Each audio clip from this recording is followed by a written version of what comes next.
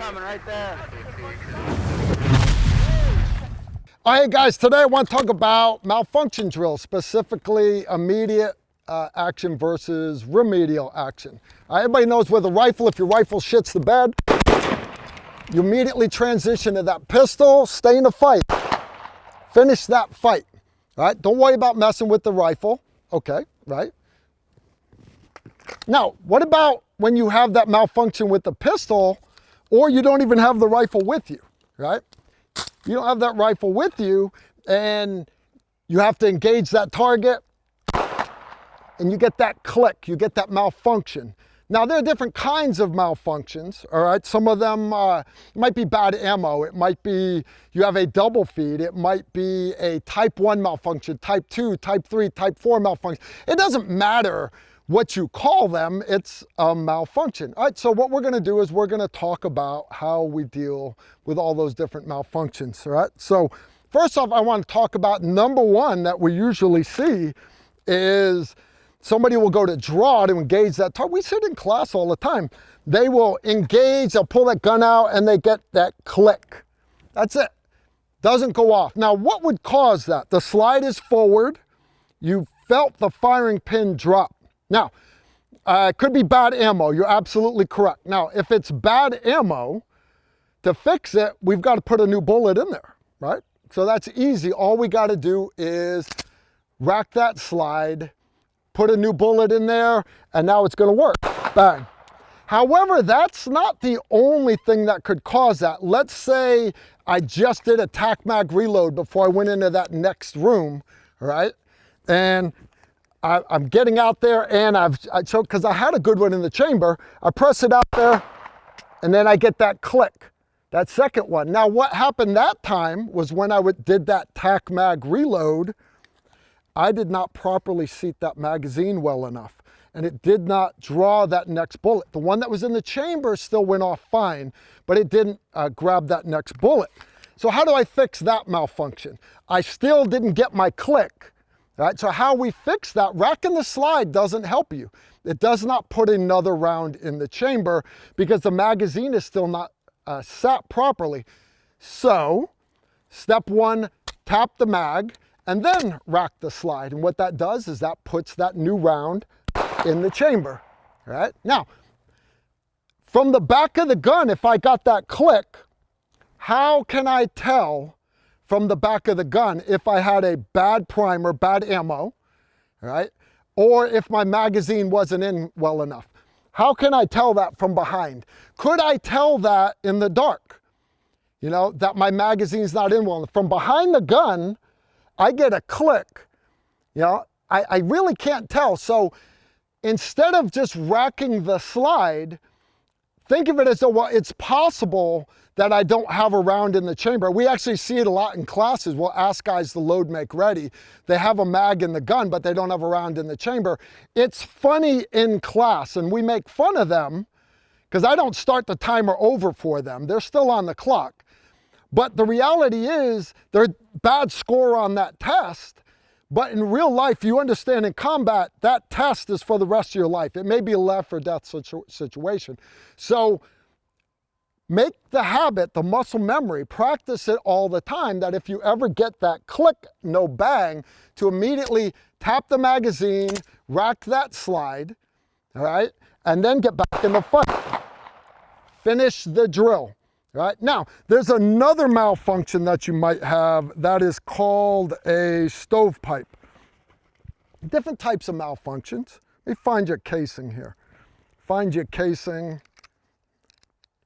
Now, basically all a stovepipe is, it may be sticking out the side of the gun, it may be sticking out the top like this, all right? Now, there are guys out there, sexy ninjas on the internet, that will tell you that all you have to do to fix that stovepipe is make that knife hand, break your grip, make that knife hand, and literally just karate chop off the top of the gun, and that will knock that round out of there. You notice it induced a malfunction, all right?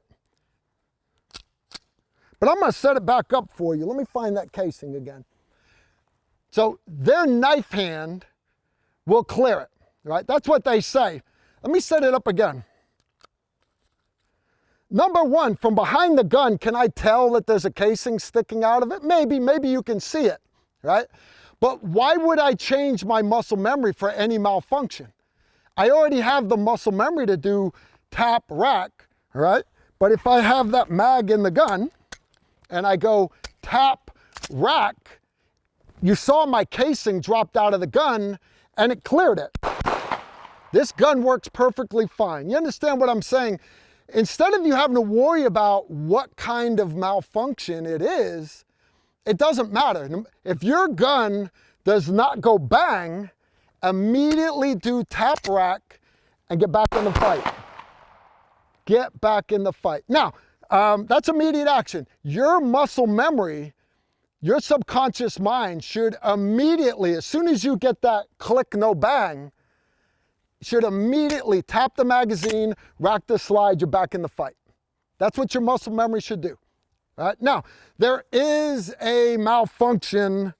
It's called a double feed. I'll see if I can set a double feed up for you. Double feed. All a double feed is, guys, is I've got one round possibly in the chamber trying to grab the next one from the magazine, or this one. It could be a spent casing sitting there. Right now, I've got a bullet that's not quite in the chamber, and it's trying to push forward the next round of the magazine. It's called a double feed. Now, same thing, from behind the gun, from the back of the slide, can I see that it's a double feed? I can't see it. So why would you say, well, I'm gonna do something different for a double feed? You don't know it's a double feed. From the back of the gun, all I can see is my slide is slightly out of battery. Do the same thing as you did before. Tap the magazine, rack the slide. It cleared that time. Right? About 50% of the time, that double feed will clear. However, if it doesn't clear, I'll set it up one more time for you. Lock that slide to the rear, put that round in there. This one right here, if I tap and rack it and it does not clear, then I go from doing immediate action to doing what we call remedial action. One, your tail needs to be moving towards cover. Right? Because this is going to take a couple seconds to clear, right? We're now going from immediate action to remedial action. All remedial action is I'm going to break my grip. I'm going to lock that slide to the rear. I'm going to rip that magazine out of the gun. Sometimes you might have a bullet that is actually bent up like that, all right? Does not matter. Flip it out of the way. When in doubt, if you think that it might have been the magazine that induced the malfunction, throw it away and grab that speed reload mag. Grab that fresh magazine, insert it up into the gun, let that slide go forward, and get back in the fight. So you see, it's a slight difference for remedial action, but the initial portion of it is all the same. It does not matter if you've got a bad primer because you bought Remington ammo. It does not matter if you failed to seat the magazine properly. It does not matter if you've got a stovepipe. It does not matter if you have a double feed. All of it starts off as the same thing. Click, no bang, tap that mag, rack that slide, get back into the fight. And if it's something that those two steps don't clear, then you go into what we call remedial action. Anyways, that's all we got for today. Remedial action with a pistol. Rifle, no big deal. Immediately go to that pistol. When the fight is done, then clear that rifle, get the rifle back up in the fight. But pistol is nothing more than not just standing there sucking your thumb. Having the presence of mind to quickly tap rack and then get back in the fight can be done very, very quickly. That's all we got for today. You know the deal. Leave the comments below. Y'all take care and shoot straight.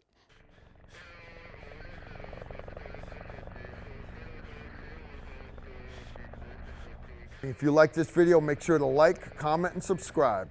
Also, make sure you follow us on Facebook, Instagram, and Twitter so you don't miss out on anything.